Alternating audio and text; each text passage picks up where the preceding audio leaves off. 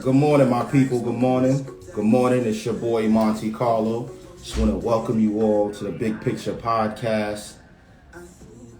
Hope you guys had a wonderful week. Happy Saturday.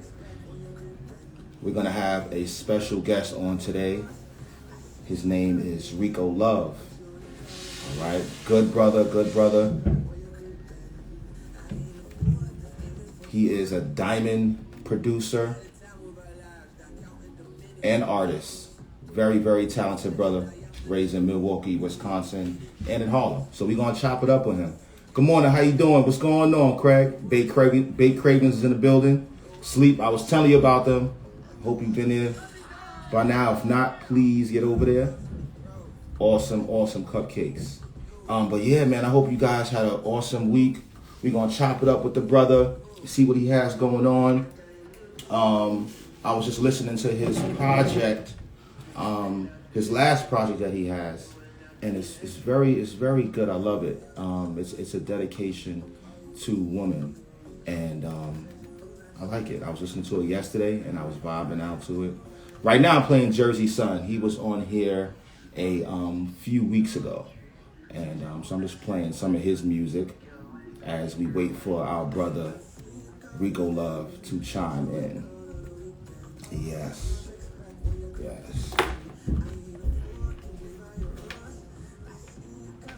We turn it up some.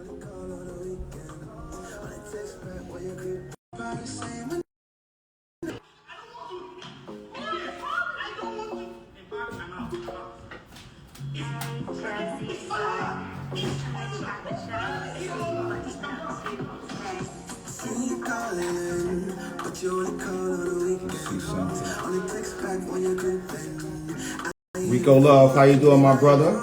I'm gonna wait for you to send a request. So, okay, I see it right now. 1 second.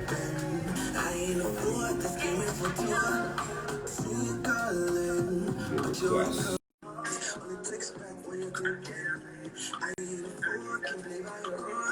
This is Jersey Sun right here.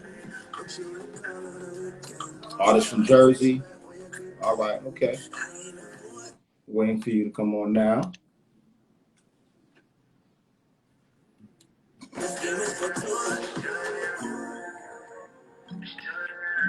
My brother, Hey, yo. What up? How you doing, champ? How's everything going? Everything is amazing. How you feeling? I'm blessed, man. Thank you for coming on the Big Picture Podcast. And Thank you for having me. Yes, my brother. Yes. So we're gonna get right into it. How was your week, first and foremost? Extremely productive, man. To be honest, I got a lot done. Chosen a lot of cool situations.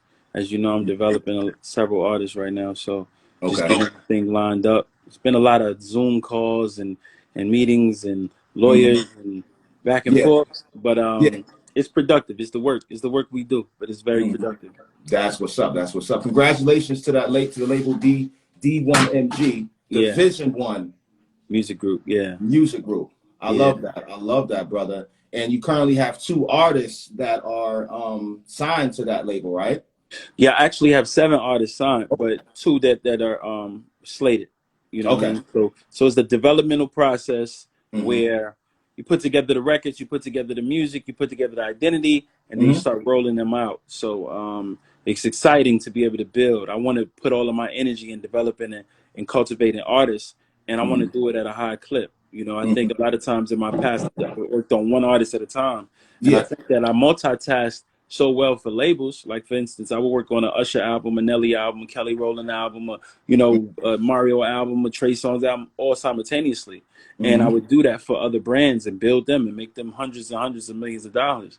So why do I feel like I have to limit myself and not multitask when it comes to developing multiple acts, keeping myself busy, keeping my team busy? I think that the higher of a clip that we produce and develop acts, the more chances for us to break. I really respect that you respect the process of building an artist and not just trying to sign them. And you understand what I'm saying? I respect that process. It's like A&Rs don't even exist anymore. No. You understand what I'm saying? So I respect that process. Let's talk about you being signed at 20 years old, though, brother. And You know, let's talk about that. And then you also signing your first artist at 21. Yeah. So I signed to Us Records Mm-hmm. when I was, I think, 19 or 20 years old. And Mm-hmm. the first thing I did when I signed was I signed this female singer named Takara Hamilton. Okay. And she was an amazing singer who grew up where I grew up around. And I just always felt like she was a superstar. So as soon as I got in the door, I signed Mm-hmm. her. And I learned so much from that because Mm-hmm. it was just like I didn't have the bandwidth and I didn't Mm-hmm. have the team in place to help me develop it. And also Mm-hmm. people around me didn't see the vision. I don't think they understood the vision, understood what I was trying to do. Because you were So so young at that age. yeah, So yeah. yeah. So I think that it was difficult for people to understand what I was doing and difficult for me to maneuver through that. So, but at that time, I always knew that it was my dream to be an executive and to be a producer, a leader, you know, cultural leader, and to develop and cultivate acts. So I always had that passion in me. I watched Puff growing up, and Mace is my big brother who kind of raised me in the business. And watching these guys and listening to them talk, I understood that the power was in ownership from a very Yes. young age. Even as a songwriter, I understood that the power was in making sure that I wrote and produced as many records as possible, and Mm-hmm. took ownership in my brand and in my publishing and things like that. So I Mm-hmm. always wanted to do that. It was always a dream of mine, and I looked up to Puff so much because I felt Mm-hmm. like that. Well, even when I'm next to them, I'm like they don't seem so far away from me. If you know what I mean. Like Yeah. I do know it's a long road to get to that level, but they Mm-hmm. don't seem so far away from me. I don't look at them and feel like it's impossible. I feel like it's inevitable. Mm-hmm. Well, I mean, you are from Harlem, so you know we got that in our blood, being from Yeah, Harlem. yeah. You know what I'm Bloodline. saying? Yeah. Yeah. So how was it growing up in Harlem? Because your pops was in Wisconsin, right? No, my mother's in Milwaukee. My Mm-hmm. father's Your from father's Harlem. from Harlem. Yeah, Yeah, yeah. yeah. So So how so was it? Yeah. so what I feel like is you learn, you develop a certain, a niche. Mm-hmm. Like you figure out who you are as a kid, and you Mm-hmm. start gravitating towards the personalities that stand out the most to you. And I Yeah. feel like being in the city, you would see the energy and the vibe and the hustle and the Yes. clever and the witty but in the Midwest, it was a Mm-hmm. grit and it was a toughness, and if it Yeah. was a almost a savagery that you had to develop. I True. got robbed for 2.5 ounces of coke when I was 17 years old, and I was in Milwaukee. Jesus. And it was a certain level of grimy uh, energy that Mm-hmm. at first I resented, but as I got older, I started realizing, like, growing up and understanding that element of life, it made me who I am. It gave me, because I'm a giving person, I'm a loving person, I'm a sincere person, but there's a certain level of savagery that you have to exist in this business for a long time. You have to have a certain level of uh, an attitude that says I won't give up, I won't quit, I won't stop, I won't make Mm-hmm. excuses for myself, and I'm ready to burn this whole motherfucker down if I don't Mm-hmm. get what I need or Mm-hmm. what's owed to me. And that, I think, Midwest taught me, and just the idea of going to get in the first place Mm-hmm. was I think was the Harlem in me. Got you. Got you. So do you? Protecting it, I think Mhm. is the Milwaukee in me. So as a writer producer, right? Do you feel the throwback record that you did for Usher? Do you feel that was like your breakthrough record to getting you to writing for the Chris Browns and Yeah. all of them? Absolutely. It's the first song I ever wrote. It's the first song I ever wrote Mm-hmm. was Throwback. Mm-hmm. And it was absolutely the thing that made people take notice. Mark Okay. Pitts, after I did Throwback, and because Okay. of Mark Pitts fighting for me to be on the record, and believe it Peace or to not, Mark Pitts. yeah, yeah. So after that, the first thing he asked me to do was, I got this kid out of VA. I want you to come and write with him. And he's dope. Mm-hmm. And I did a record called I Seen the Light with Chris Brown on the album. I actually rapped on the record as well, but I co-wrote the record with him. And Mm-hmm. you know, then KP gave me the opportunity to write on Omarion's album. And then Mm. like things started happening because of that record and Blessings. because of Yeah. the idea of what that was. And I was in Atlanta, and it was a community of us. And I want you to understand this community, just so you guys can understand how hard that struggle was, but also Mm-hmm. understanding that you might be around a group of people that are the future of the business. So, for instance, I'll say this. It was myself. Mm-hmm. It was Sierra. It was The Dream. It was Carrie Hilson. Wow. We were all working in one studio. T.I. would come by to get records. Wow. Young Jock, Keisha Cole. None of us had made it yet. We were all working in the same circles though. Like I would be in one room and Carrie Hilson be in another room. She was in a group called Pretty Tony, and they were every day working. Sierra would get out of high school, come to the studio and write, and she would drive us around and go get us food. And it was a cohesive energy of a bunch of people who had like-minded goals, and we would develop, and we were all in Atlanta, came from different places, just trying to make it. That's what's up. That's what's up. I mean, we need that energy uptown, man. I mean, because Harlem, we got so much talent uptown. So I mean, every town has their time to shine, as they say. So with that being said, I see that your mother, she raised you. She taught you how to do poetry. Yeah. She had you writing poems. I can kind of relate a little bit with you with that because my mother, she was a gospel artist. Oh, wow. When we was coming, she was a gospel. May she rest in peace. She was a gospel artist, so she had me and my brothers in the studio, singing backgrounds and things of that nature. So just talk about how much of an influence that put on your career. Your mother teaching you how to write poems. Yeah, my mother's an incredible writer. So my mother's an incredible writer, and my father's an amazing singer. Wow. So and my grandmother, Barbara Butler from Harlem, it was an amazing singer and would have been one of the biggest singers in the world had she had things that just happened differently. Yes. But my mom sitting me down and showing me how to write poetry. A B A B A B A A B B B, showing me different patterns and embracing my writing and reading my notebooks when I would write poetry and write rhymes. When I first started writing rhymes, she would come down and read them and critique them and stuff like that. I think that is the reason why I'm so particular in the way that I write and so meticulous in my style, is just to be able to understand I've been doing this since I was 7 years old, since I learned how to write. So I'm 38 years old now, so I've been writing for 31 years consistently. What were some of the things your mother used to tell you? How was she critiquing you? What was one of the main things that stuck out to you? I'm gonna be honest with you. All she would say was, "That's really good." Or she would say, "Why you have to use that language? How you try not this?" And Larry Jackson, many years later, I came and played him a bunch of songs, and he said something that reminded me of what my mom said to me. He said, "All right, this is a love song. This is a heartbreak. This is this." He said, "You're saying the songs and it's so obvious." He said, "You have to learn how to say them without saying them." And I was like, wow. So when you listen to some of my biggest hits, the meaning isn't just at the surface. You know what I mean? Like There Goes My Baby is about watching a woman get dressed, and realizing, wow, I really got a joint. I was used to her all this time. Motivation is about a woman climaxing and her trying to tell a guy, if you just keep going, keep doing that. Don't stop. If you stop, it's going to ruin it. But we say it in a way, I wrote it in a way that your grandmother could sing it and wouldn't feel disgusting. You know what I mean? Yeah. So it's about us. So what I'm going to say about my mother was, my mother would say to me, well, you could say that more clever. You're smarter than that. It's something that I always say to my artists, like, you're smarter than that. You're smarter than that. So it's one of those things where you have to learn how to say the most common thing in the most uncommon way. Right? And that's why people connect to it, because every song you write that's an incredible song, somebody should hear it and say, I could have wrote that. No, you couldn't have. But you should feel like you could have.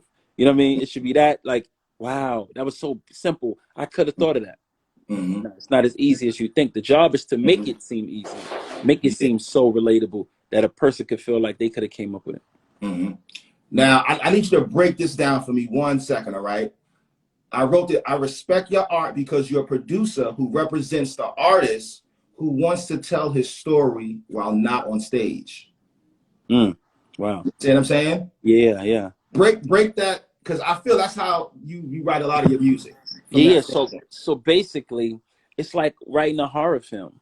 Have I ever been in a haunted house and chased by a monster? No. But if I were, how do I see that happening? Right? I'm not a woman. I don't know how it feels to be heartbroken as a woman. but my perception of how she feels is what I believe is the genius.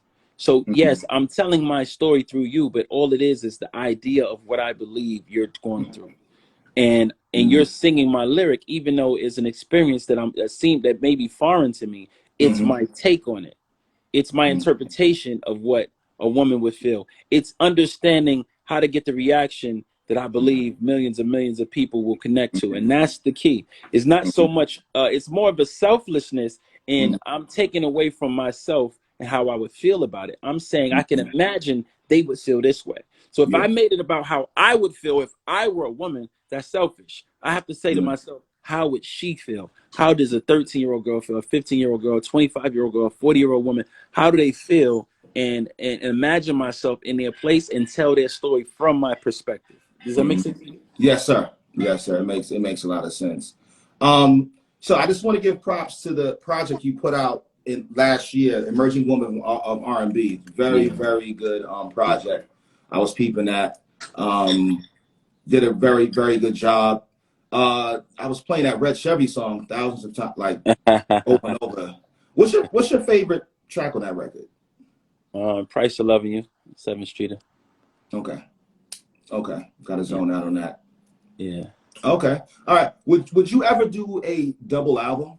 Like one side rap, one side singing? Would you ever do that? I don't know. I don't think, because I like how to be like. So I like how you sing and then you rap. Like, that's really good, man. I will say this. I don't think that the world has received me as an MC as well as I would like them to.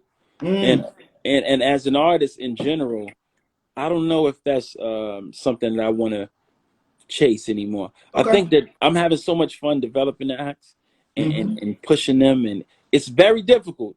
Like dealing with these personalities is very difficult because it's so much trauma, it's so much chaos in the minds of an artist. So being able to deal with that and to deal with the emotions and insecurities and the arrogance and the whatever. So that job is so. Your hands are so full with that, it's difficult to think about trying to make another record. What did you major in college? I was going to be a journalism major, but I was in general studies when I left. But I was supposed to move up to journalism. Okay. I'm gonna ask you a business question. Did you copyright the term "turn the lights on"? Because I own it. I was praying you did. I own it. Yeah, I have the certificate. I posted it on Instagram a while ago. I gotta go find the certificate. Is one of my drawers here in my office. Yeah, but I own it. Okay. Have you ever produced gospel?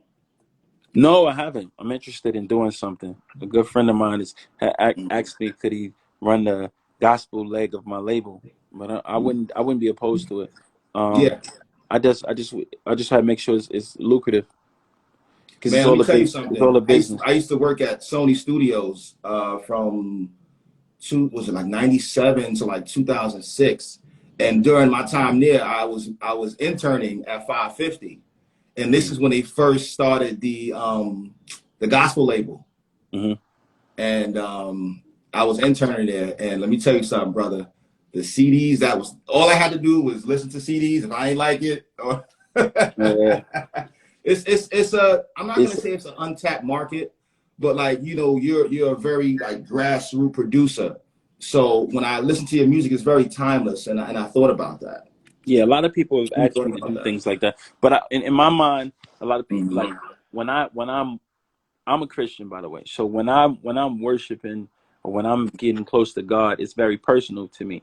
But if I'm going to do a business, it's still business. So if I do a record, I still would want to believe that it can stream billions and billions of streams. That's the goal. Ultimately, is to sell millions of albums. So if I believe that I had tapped into something that I think could do that, then I would. But I wouldn't just do it for the sake of, I'm a Christian, let me just make a gospel album. If an artist or a choir or whatever jumped out to me and made sense to me, and I think that I could make a profit from it, I would do it. Yeah, you gotta do what feels right, man. Well, listen, man, I appreciate you coming on. I want to talk a little bit more about the two artists that you working on, I don't know how to pronounce it. Mia Me, Ariane? Mia Ariana. Yeah. Mia Ariane. Now, Yeah. where's she from? She's from Charlotte. She's born in Rochester, New York, though, but she's raised in Charlotte, North Oh, Carolina. Yeah, okay. she's incredible. She got an EP out right now called "I'm a Good Girl, Do You Believe Me." We're Okay. gonna be releasing out. She actually dropped a video yesterday for the title track, Okay. and we're gonna be just putting out music nonstop. It's developing artists. You have to understand is it's not let's put out a song today and it goes number one tomorrow. It's Yeah. about how long. If you know this girl's a star, Mm-hmm. if you know that people will connect to her, if everybody who hears her music loves it, then Mm-hmm. it's about getting everybody to hear it. That's the Yeah. goal. So Yeah. if I got 78,000 people who are consistently listening to her record, then Mm-hmm. I need to turn that into 780,000. And then I got to turn that into 7.8 million. And then I got to turn that to 780 million. And then I got to turn that to 7.1 billion. That is the key, Mm-hmm. is building it up. The key is how long will you last before they believe? Will you give up before they believe? That is the key to breaking artists. Because after you break one and they understand what the brand is, then the Mm-hmm. next one will be a lot easier. So basically, they'll say, we know D1MG gave us Mia Ariana. So I'm Mm-hmm. going to D1MG. When D1MG says this is the next act, I'm gonna tune in. So it's a numbers game and it's a timing game. How long will you stay? How long will you stay above water? How long will you paddle and swim and push before you say, let me just stop because it's taking too long? No. By the time you're just ready to give up, the cruise ship was there, like in Castaway, waiting on Tom Hanks, and he woke up and it saved his life. That's Mm-hmm. the key. So when you see me constantly releasing music, constantly pushing my acts, it's not because I haven't figured it out and I'm trying to. It's because I'm gonna keep putting it out until one thing happens that breaks it. Everybody's not gonna go viral. Mm-hmm. Everybody's not gonna have a TikTok dance. Mm-hmm. Some people just got to get it out the mud and push and push and push and push and push until gradually everybody at the workplace, everybody at the cubicle next to you is playing it. You're in the car and you're like, why is everywhere I go, I hear this record. And Mm-hmm. that's when it happens. It's organic, but it's also intentional. You have to work this shit until it comes to fruition. What about the young lady from Harlem? I heard Yeah. her singing the other day. She's awesome. Ariel, she's incredible, incredible, incredible. Sings, Mm-hmm. raps. She's a hybrid. She has so much emotion, so much pain. And I believe in signing artists with the pain. If you notice, none of my artists that I've signed have incredible, huge followings.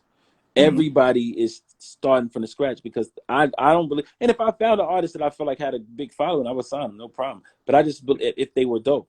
But I don't believe in chasing a hype or, I saw a major producer post some stuff where he says, "I'm going to sign artists, but DM me your music, but only if you got over 100K followers." And I'm like, you'll miss out. You'll miss out. I believe in pushing and pushing and pushing something I believe in, and then we grow together, as opposed to a person who believes they already made it because they got a bunch of followers. Amen. So what do you look for in an artist? Whether it's a rapper, a singer, what do you look for? It's a je ne sais quoi. It's something that you can't even put your finger on.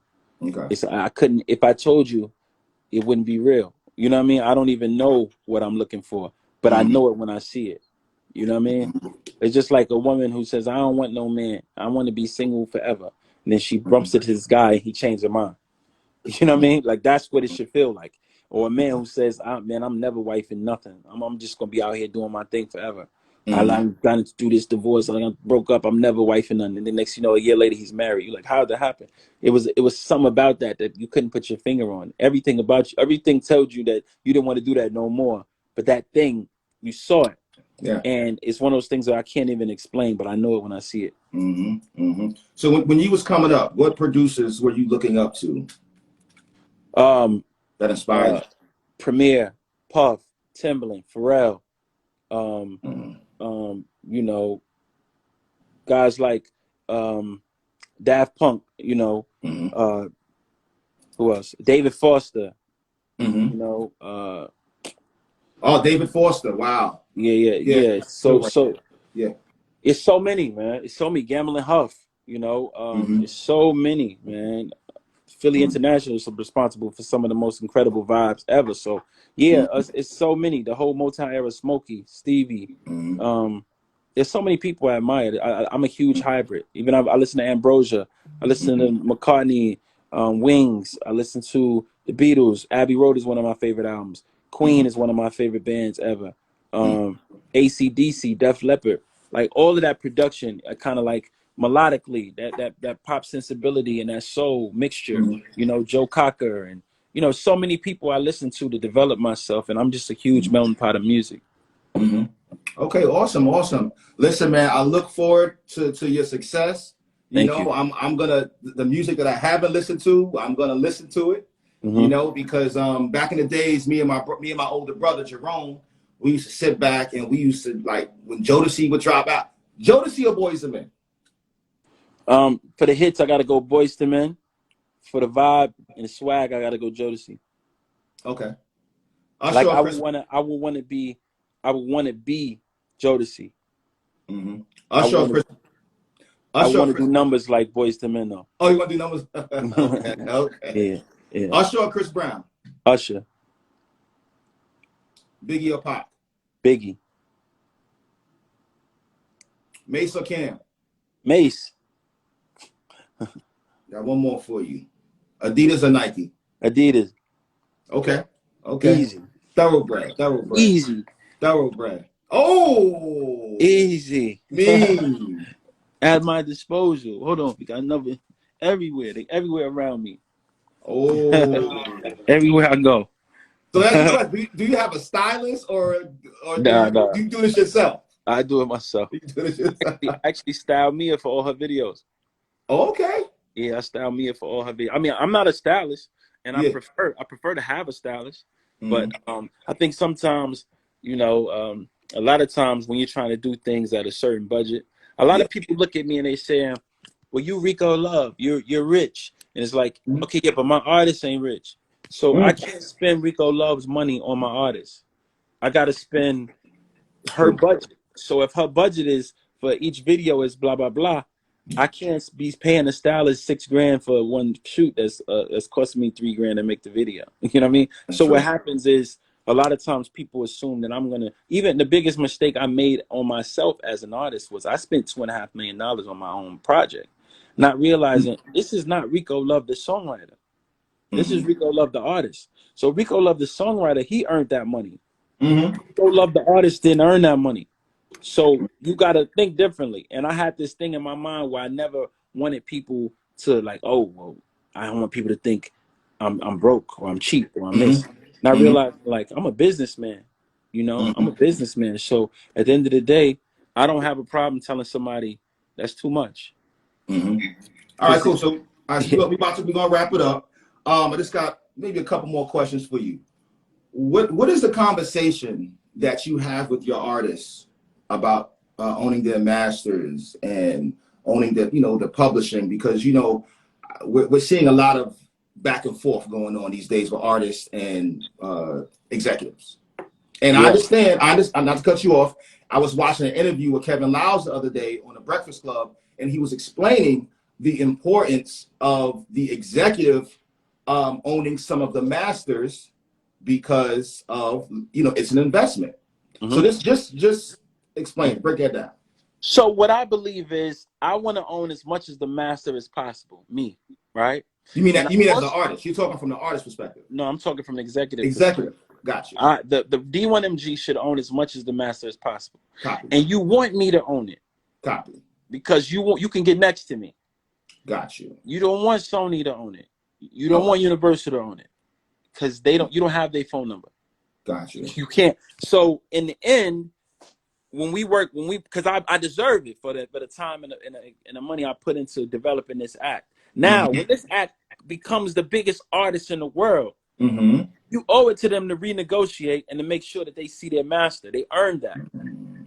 And I think that people don't understand that in the beginning, I'm spending so much money. I'm taking so many of my resources. I'm taking so much of my time to invest in something that should pay me for the rest of my life. Because I can't make up this time that I miss with my children. I can't make up this time that I'm these sleepless nights. I can't make up any of that. While a lot of these artists are sleeping like babies, me and my brother's sleep is going through it in the morning, 6 a.m. on the phone. Yo, we got to figure out this. Because we are the only. It's just two of us in this team who run this label. So I deserve to be able to say to myself, my children are set up. But guess what? When you sell 10, 15 million albums, when you become the biggest artist in the world, and you make the incredible record, it would be incredibly insensitive for me to come to you and say, are you gonna have the same deal that you had when nobody believed in you and nobody knew? That'd be ridiculous. So I think that the key is after an artist proves it and makes and because let me explain it to you like this. Imagine I invested in this artist. This artist album came out and really nothing happens. I spent my money. I took a huge loss, but I own the master. I own 50% or 75% of the master. Now, 10 years from now, after everybody's, I still lost. I still ain't make my money back. This song resurfaces and McDonald's uses it in a commercial or uses it in a movie. To this artist who didn't spend any money, who didn't come up with the marketing plan, who didn't style and design the visuals, who didn't take up their time, who just really showed up to do the work. Does this artist deserve that master after I'm the one who took the loss? In fairness, take it out of the emotional, because a lot of fans always respond emotionally. Like, oh, well, no. Take it on the business side. Does this person who didn't put the risk there, do they deserve to eat off that? I don't think so. What I do believe, though, is after a certain number, regardless of whatever, if we negotiate. If this song resurfaces and it's huge, and let's say 10 years from now, I make $60, $70 million off this record, you better cut a check to that artist. Big time. You better go see that artist and say, look, here go $2-3 million. Get on your feet. Here go $5 million. Do your thing. Because that's just human. That's just being a human. It has nothing to do with business. And that's why I say you want me to have it. Because Sony ain't human. Universal ain't human. Yeah, I know, yeah. They'll watch you die. Everybody says why Puff ain't give money this, nobody says why Sony didn't do it, why Universal didn't do it, why Arista didn't do it. Nobody asks that question. They always say Puff didn't make the lion's share of the money off Black Rob. Arista did. Yeah. Why isn't Sony feel required to do that? So what I say is, you want me to have it because I'm gonna do right by you. And publishing wise, do you educate the artists on their publishing? All my artists own their publishing. If they do a publishing deal with me, I get the first right of refusal. If somebody offer you more than me, if you blow up as a writer and somebody offer you $5 million for a publishing deal, then I have the right to match that. So basically, you come to me and show me that somebody offer you $5 million, I have the right to give you at least $5 million. Or else, if I can't match that $5 million, then you can go get another publishing deal. Okay. That's fair. That's fair. Because you have to understand, I'm developing you as a writer. You sitting in the studio with me is making you a better songwriter. So I deserve to be able to benefit from that time. But I also want to make sure that everybody eat. Nobody ever, whoever dealt with me could ever say I stole from them. Ever. Even the haters, even the ones who go around talking crazy because they mad, nobody can say he took something from me. Everybody can always say he gave to me, helped me, and helped me develop and become who I am. Or the relationship I have with this person over here is a result of me being Rico. So being a good person, it means something to me. All right, so last thing, Masterclass. Have you ever thought about doing a Masterclass? Because not only do you have the business smarts of this, you also have the creative drive and skill and experience of writing and singing, things of that nature. I actually have something called the We Love Music Conference that I do annually. And we bring out thousands of people from all over the world. If you look up We Love Music Conference, you'll see like we've done this 5 years in a row. Even in the pandemic, we did it via Zoom. So it's something that's near and dear to my heart that I do annually every July. This year we did 2 during the pandemic. We did 2 or 3. I taught the art of song, and I broke down Mary J. Blige's first 3 albums, the cohesiveness, how they all tie together. Most people don't have 3 classic albums. Their first 3 albums classics. So I was able to walk through that. I also taught a class on Michael Jackson's Off the Wall album, like breaking down each song, how it was made, the ideas behind it, where he was when he was making it, where he was before he was making it, what had happened to him as he was making it and after it came out. So it's a lot of things. The We Love Music Conference has an incredible bandwidth. We were able to develop and help cultivate many writers who I'm still in contact with every day now. All right, cool. Did you ever work with DMX? Never worked with DMX. I'm gonna tell you this though. I was in LA with Usher, staying at the W Hotel in Brentwood, and I was walking in the elevator, and the elevator opened. Me and Usher walking in the elevator, and DMX was standing there, and all I can remember was that he just was the perfection of the perfect black man, right? Like I'm so secure in my masculinity that I don't mind saying this. He was a beautiful man, right? This was at that what these bitches want from a nigga. Like this was at the height of his career. And I remember looking at him thinking to myself, wow, this is a beautiful guy. Like he just looked golden. He was just black wealth, but he was a black man. He was like one of us.